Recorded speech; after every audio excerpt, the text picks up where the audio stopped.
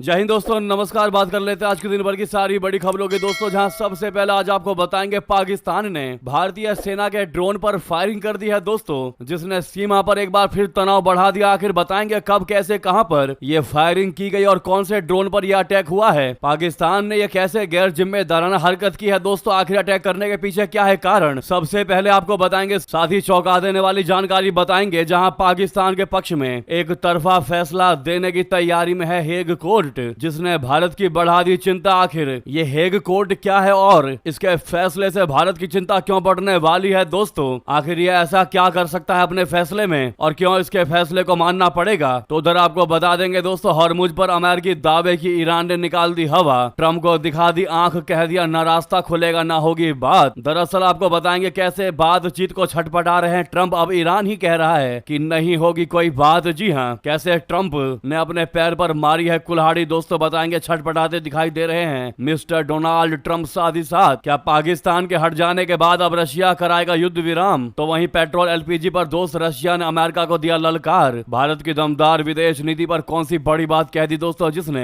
America में हलचल मचा दी। और सबसे बड़ी जानकारी आपको बताएंगे आखिरकार कहां है ईरान के नए सुप्रीम लीडर मौजतबा खामेनेई। आ गई बड़ी जानकारी, हुआ बड़ा खुलासा दोस्तों। बेहतरीन से बेहतरीन जानकारी आपको बताने वाले हैं, बस आप वीडियो के अंत तक बने रहिएगा। और खबरों में आगे बढ़ने से पहले मानते हैं कि बस भारत चाहता नहीं है, अगर चाह ले तो पाकिस्तान जैसे देश को 10-10 को अकेला निपट सकता है। और भारत की विदेश नीति का दिल से समर्थन करते हैं तो वीडियो को लाइक करके, चैनल को सब्सक्राइब करके, बेल आइकन दबा के कमेंट में जय हिंद अवश्य कहिएगा। बात करते हैं पहली सबसे बड़ी खबर की, जहां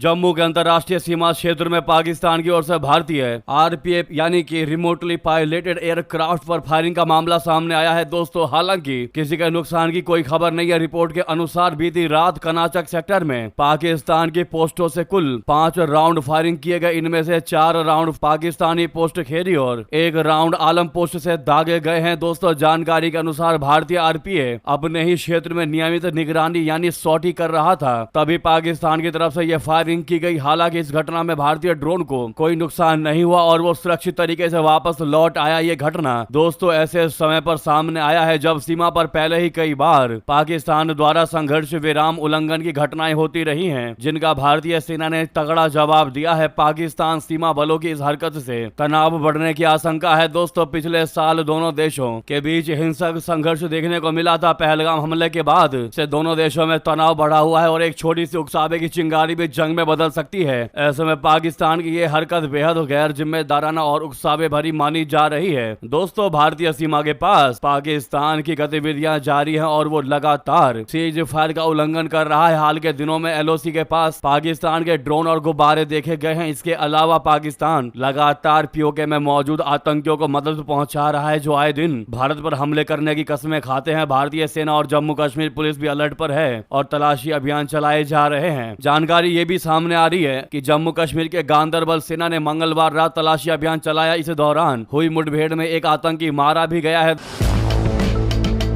दोस्तों। अधिकारियों ने बताया है कि सुरक्षा बलों ने मंगलवार को जम्मू कश्मीर के गांदरबल जिले में घेराबंदी और तलाशी अभियान शुरू किया। अधिकारियों ने बताया कि सेना के तलाशी अभियान में रुक रुक कर हो रही गोलीबारी के बीच घेराबंदी को रणनीतिक रूप से पुनर्गठित किया गया। हमारे सैनिकों ने प्रभावी ढंग से जवाबी कार्रवाई की, जिसके परिणाम स्वरूप एक आतंकवादी मारा गया। जी हाँ, श्रीनगर स्थित चिनार कोर ने एक्स पर एक पोस्ट में बताया कि जो आप सामने पोस्ट देख पा रहे हैं दोस्तों चिनार कॉर्प्स का, इसमें बताया गया है कि एक खास खुफिया जानकारी के आधार पर सेना और जम्मू कश्मीर पुलिस ने गांदरबल के अरहामा इलाके में एक संयुक्त तलाशी अभियान शुरू किया है। इसके अलावा पाकिस्तान सीमा के पास ड्रोनों को मंडराते भी देखा ही गया है, जो हमने आपको बताया दोस्तों। यानी लगातार जम्मू कश्मीर और बॉर्डर के इलाकों में दोस्तों पाकिस्तान अपनी हलचलें बढ़ाता दिखाई दे रहा है, जबकि पाकिस्तान को यह होना चाहिए कि भैया हमारी स्थिति खराब है, हम उस लायक ही नहीं है जब हम पाकिस्तानियों के पेट नहीं भर पा रहे। जी हाँ दोस्तों, शहबाज शरीफ और मुनीर को यह सोचना चाहिए कि हम जब पाकिस्तानियों की अपनी जनता की सेवा नहीं कर पा रहे, उनके पेट नहीं भर पा रहे, बिजली के दाम बढ़ रहे हैं, पेट्रोल नहीं मिल पा रहा है, तेल अवेलेबल नहीं है, खाद्य पदार्थ नहीं मिल पा रहे हैं, इकोनॉमी डूब रही है, एक एक पाकिस्तानियों के ऊपर 2-2, 2.5 लाख रुपए के कर्ज चढ़ चुके हैं। ऐसी स्थिति में हमें भारत के सामने हाथ जोड़कर रहना चाहिए, भारत से भीख मांगनी चाहिए, भारत से मदद मांगनी चाहिए। चलो भीख तो छोड़ो और देशों की तरह नहीं, बल्कि कम से कम भारत से मदद मांगनी चाहिए कि भारत हमारी मदद करो, हम लाचार हैं, हम बेबस हो चुके हैं, हमारी जनता की मदद करो। लेकिन नहीं दोस्तों, ऐसी स्थिति में भी पाकिस्तान को हुक्मरान भारत को अकड़ दिखाने का प्रयास कर रहे हैं, लेकिन इनको नहीं पता कि भारत जब रिटेलिएट करेगा तो वो माफी मांगने लायक भी नहीं बचेंगे। क्या है इस पर आपकी राय दोस्तों? अवश्य कमेंट करके बताइएगा। आप देखना ही होगा भारत कैसे ड्रोन अटैक का बदला लेता है दोस्तों। साथ ही साथ अब बात करते हैं अगली बेहतरीन खबर की, जहां दोस्तों चौंका देने वाली जानकारी सामने आ रही है सिंधु जल संधि को लेकर, जहां पाकिस्तान के पक्ष में एक तरफा फैसला देने की तैयारी में है हेग कोर्ट, जिसने भारत की बढ़ा दी चिंता। आपको बता दें, सिंधु जल संधि यानी IWT को लेकर नीदरलैंड के हेग में हो रही परमानेंट कोर्ट ऑफ आर्बिट्रेशन बोले तो PCA की कार्यवाहियों ने भारत की चिंता बढ़ा दी है। दरअसल कोर्ट पाकिस्तान के पक्ष में एक तरफा फैसला देने की तैयारी में है, जिसका भारत लगातार बॉयकॉट यानी बहिष्कार करता आया है। दोस्तों सिंधु जल संधि पर सुनवाई का लगातार भारत बॉयकॉट कर रहा है। भारत ने फास्ट ट्रैक सुनवाई को लगातार अवैध बताया है। वहीं PCA भारत की ओर से सिंधु जल संधि को निलंबित किए जाने की कानूनी वैधता पर विचार करने और पाकिस्तान की अपील पर अंतरिम राहत दे सकता है। हेग कोर्ट ने एक के बाद एक दो फैसले दिए थे, एक 12 मार्च को और दूसरा 21 मार्च को। भारत संयुक्त राष्ट्र समेत अंतर्राष्ट्रीय मंचों पर कहता आया है कि सिंधु जल संधि तब तक निलंबित रहेगी जब तक कि पाकिस्तान आतंकवाद को स्पॉन्सर करना बंद नहीं कर देता। वहीं भारत को PCA की अवैधता पर अपना रुख साफ करने के लिए 30 मार्च तक की समय सीमा मिली थी। 21 मार्च को अपने पहले ऑर्डर में PCA ने कहा था कि वो अगली सुनवाई वो अंतरिम राहत के उपायों, संधि विशेष को लेकर अंतरिम उपाय अपील और संधि के स्टेटस एप्लीकेशन पर करने वाला है। इसका मतलब ये था कि PCA सिंधु जल संधि पर भारत की ओर से एक तरफा निलंबन के मेरिट और पाकिस्तान के अंतरिम उपायों के आवेदन पर विचार करेगा। इसमें जम्मू कश्मीर में रैटल और किशन गंगा प्रोजेक्ट पर निर्माण कार्य को रोकने की भी बात थी। जी हां, भारत के पास 30 मार्च तक PCA के जवाब देने और कार्यवाहियों में हिस्सा लेने की समय सीमा थी, मगर भारत ने PCA को लेकर अपने रुख में कोई बदलाव नहीं किया। अब ऐसे में जिस प्रकार से हेग कोर्ट एक तरफा पाकिस्तान के पक्ष में फैसला देने वाला है, वाकई में दोस्तों इसने भारत की टेंशन अवश्य बढ़ा दी। अब देखना ही होगा भारत इसका कैसे काट निकालता है। दोस्तों ये जानने वाली बात होगी। अगर आप भी इस मामले में भारत को विजयी होते हुए देखना चाहते हैं तो सबसे पहले वीडियो को लाइक कीजिएगा, जो सामने लाइक का बटन है नहीं दबाया है तो दबा दीजिएगा, और कमेंट में इंडिया विल विन अवश्य कहिएगा दोस्तों कमेंट में। साथ ही साथ अब बात कर लेते हैं ईरान वॉर को लेकर अपडेट की, जहां पर क्या अभी की जानकारियां अपडेट्स सामने आ रही है। जहां सबसे पहले आपको बता दे दोस्तों,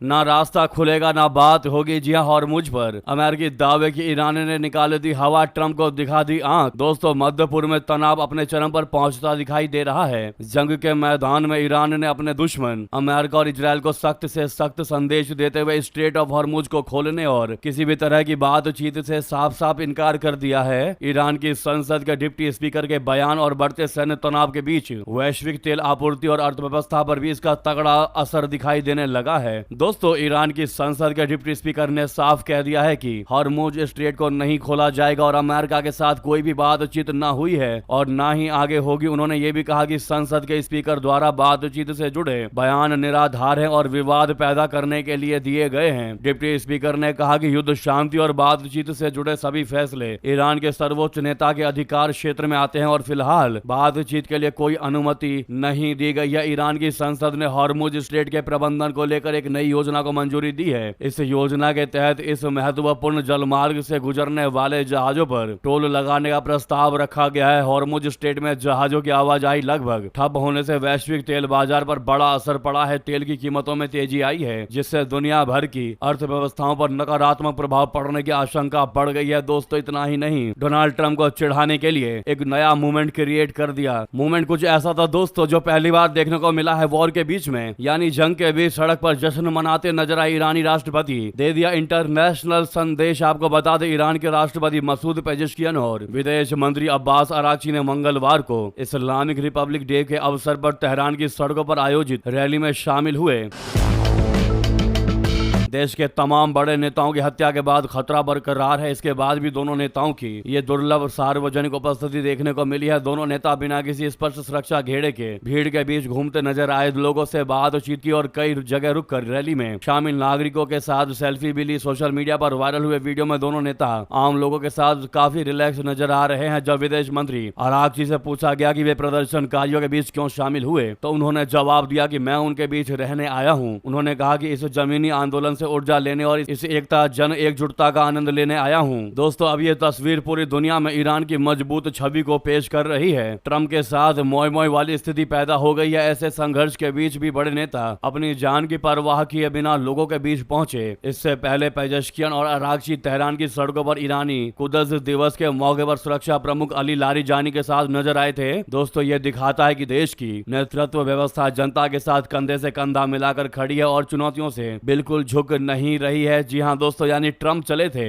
ईरान को बर्बाद करने, खामनेई को हटाने, खामनेई के खिलाफ जनता को खड़ा करने। आज वो जनता ईरान के खामनेई सरकार के खिलाफ ना खड़ी होकर के दोस्तों खामनेई के साथ खड़ी दिखाई दे रही है। ट्रंप के सारे एजेंडे फेल हो गए। इस पर आपका क्या कहना है अवश्य कमेंट करके बताइएगा। आपको बता दें कैसे घुटनों पर आ चुके हैं ट्रंप। अब कह रहे हैं कि भैया ईरान के साथ कोई भी डील ना करें क्योंकि हम जल्द से जल्द इस जंग को खत्म करने वाले हैं। जी हाँ दोस्तों, सही सुना आपने। बता दें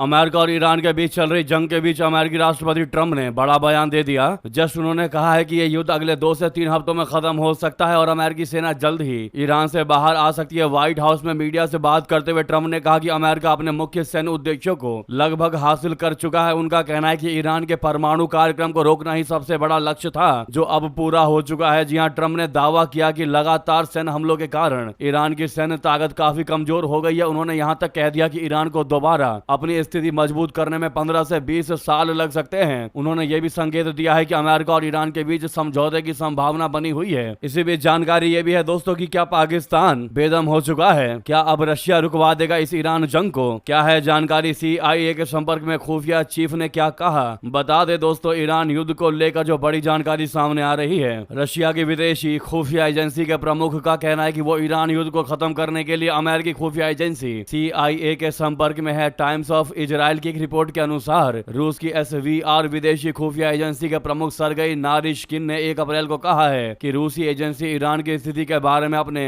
अमेरिकी समकक्ष CIA के संपर्क में है। ये बयान ऐसे समय में आया है जब रशिया पर यह आरोप लग रहे हैं कि उसने इजराइल और अमेरिका के साथ चल रहे युद्ध में पूरे खाड़ी क्षेत्र में हमला करने के लिए ईरान को खुफिया जानकारी और तकनीकी जानकारी मुहैया कराई है। इससे पहले खबरों के मुताबिक रशिया ने प्रस्ताव दिया था कि अगर अमेरिका यूक्रेन को अपना तकनीकी और सैन्य समर्थन देना बंद कर दे तो वो भी ऐसी जानकारी साझा करना रोक देगा, लेकिन वॉशिंगटन ने इस प्रस्ताव को ठुकरा दिया था। दोस्तों उधर भारत की दमदार विदेश नीति पर रूस ने अमेरिका को ललकार दिया। दोस्तों भारत के तेल बाजार को लेकर अमेरिका के दबाव के आरोपों पर रशिया ने कड़ा रुख अपनाया है। भारत में रूस के राजदूत डेनिस अलीपोव ने साफ साफ कह दिया कि रशिया अंतर्राष्ट्रीय राजनीति में किसी भी तरह के अमेरिकी दबाव को पूरे तरीके से खारिज करता है। साथ ही उन्होंने कहा कि भारत अपनी स्वतंत्र विदेश नीति पर कायम है। उन्होंने कहा कि अमेरिका की ओर से भारत के बाजार में रशिया के लिए बाधाएं खड़ी करने की कोशिशें वैश्विक व्यापार और अंतर्राष्ट्रीय संबंधों के लिहाज से बिल्कुल सही तरीका नहीं है। जब डेनिस अलीपोव ने या उनसे इस बारे में पूछा गया कि क्या टैरिफ विवाद के बीच भारत जो है वो रशिया से तेल का आयात कम कर रहा है, इस पर उन्होंने कहा कि मैं अमेरिका भारत व्यापार पर टिप्पणी करने की स्थिति में नहीं हूं, लेकिन हम अंतर्राष्ट्रीय राजनीति में किसी भी तरह के दबाव को सख्ती से खारिज करते हैं। ये व्यापार करने का सही तरीका नहीं है। हम साफ तौर पर देख रहे हैं कि अमेरिका भारत के बाजार में रूस के लिए बाधाएं खड़ी करने की कोशिश कर रहा है। ये अंतर्राष्ट्रीय संबंधों और व्यापार के लिए सही तरीका नहीं है। दोस्तों उधर बता दें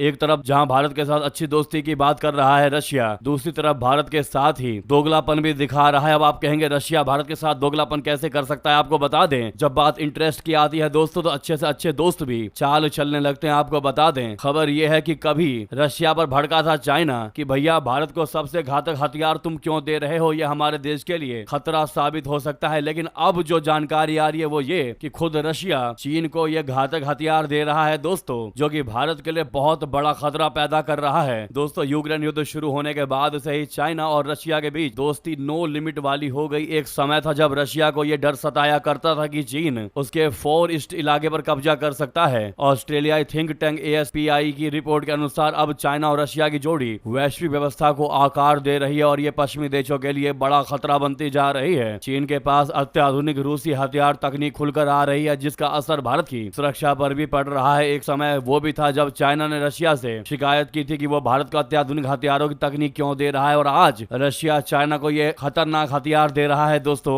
ASPI की रिपोर्ट में कहा गया है कि रशिया और चीन के बीच दोस्ती कोल्ड वॉर की समाप्ति के बाद बढ़ना शुरू हो गया था, लेकिन हाल के वर्षों में इसमें और भी ज्यादा तेजी आई है। रशिया और चीन दोनों को अब भरोसा हो गया है कि वे मिलकर पश्चिमी देशों को मात दे सकते हैं और उनके साथ प्रतिस्पर्धा कर सकते हैं। पश्चिमी देश लगातार रशिया के यूक्रेन पर हमले और चीन की हिंद प्रशांत क्षेत्र में तेजी से बढ़ती सैन्य आक्रामकता का विरोध करते हैं। इसीलिए हमने कहा दोस्तों, जब इंटरेस्ट की बात आती है तो अच्छा दोस्त भी चाल चलने लगता है, और वही हो रहा है। रशिया भारत के साथ करता दिखाई दे रहा है। दोस्तों, इस पर आपका जो भी कथन हो, जो भी कहना हो, कमेंट करके जरूर बताएगा। साथ ही साथ आपको बता दें, आखिर कहां है ईरान के नए सुप्रीम लीडर मौजूदा खामेनेई। लगातार ये सवाल पूछे जा रहे कमेंट सेक्शन में, और हमको मेल भी किया जा रहा है दोस्तों कि इस पर जानकारी निकाले कि कहां है मौजूदा खामेनेई। तो आपको बता दें, इसकी जानकारी खुद रूसी दूत ने बताई है दोस्तों। इसको लेकर सच्चाई उजागर किया है। आपका सवाल भी वाजिब है दोस्तों। मुजतबा खामेनेई को ईरान का नया सुप्रीम लीडर बनते ही लगभग 1 महीना हो चुका है। 1 महीना बीत जाने तक के बाद भी दुनिया ने उन्हें अभी तक सार्वजनिक रूप से नहीं देखा है। ना कोई फोटो, ना कोई पिक्चर, ना कोई उनका वीडियो कॉन्फ्रेंस सामने आया है। इस बीच मौजूदा ने कई सार्वजनिक बयान जारी किए हैं जो कि सिर्फ ऑडियो था, जिन्हें राष्ट्रीय टेलीविजन पर सिर्फ पढ़ा गया है, उनको दिखाया नहीं गया। लेकिन इस बीच उनकी गैर मौजूदगी को लेकर इन सवालों और अफवाहों पर विराम लगाते हुए एक रूसी राजदूत ने कहा है कि मौजूदा खामेनेई ईरान में ही मौजूद हैं। जी हाँ, ईरान में रूसी राजदूत अलेक्सी डेडोव ने RTVI समाचार आउटलेट को बताया कि सुप्रीम लीडर मौजूदा खामेनेई देश में ही मौजूद है, लेकिन तमाम कारणों की वजह से सार्वजनिक रूप से सामने आने से बच रहे हैं। मौजूदा खामेनेई ने अपने पिता आयतुल्लाह अली खामेनेई की जगह ली है, और जो 28 फरवरी को जंग की शुरुआत में अमेरिका इजराइल के हमलों में मारे गए थे। अमेरिका ने कहा है कि उसका मानना है कि नए सुप्रीम लीडर घायल हैं। दोस्तों, रियलिटी यही है कि मौजूदा खामेनेई चाहे ईरान में है चाहे जहां भी हैं, वो सामने नहीं आना चाहते, क्योंकि उनको पता है कि अगर वो एक बार सामने आ गए तो अमेरिका और इजराइल को उनकी लोकेशन पता चल जाएगी, और बार बार वो जहां भी जाएंगे उनको ट्रेस किया जाएगा, और हो सकता है कि उनके पिता की तरह ही इनको भी मौत की नींद सुला दी जाए। ऐसे में मौजूदा खामेनेई अपनी लोकेशन नहीं देना चाहते दोस्तों, और इसीलिए वो सामने नहीं आ पा रहे हैं। आशा करते हैं आपको सवाल का जवाब मिल गया होगा। लगे हाथ तो वीडियो को लाइक करके, चैनल को सब्सक्राइब करके, बेल आइकन दबा के कमेंट में जय हिंद अवश्य कह दीजिएगा। तो दोस्तों, मिलते हैं आपसे अगली बड़ी खबर में। यहाँ तक बने रहने के लिए आप सभी का बहुत बहुत धन्यवाद, बहुत बहुत आभार। जय हिंद, जय भारत। और जाते जाते वीडियो को शेयर अवश्य कर दीजिएगा। मिलते हैं अगली बड़ी खबर में। जय हिंद, जय भारत, जय श्री राम।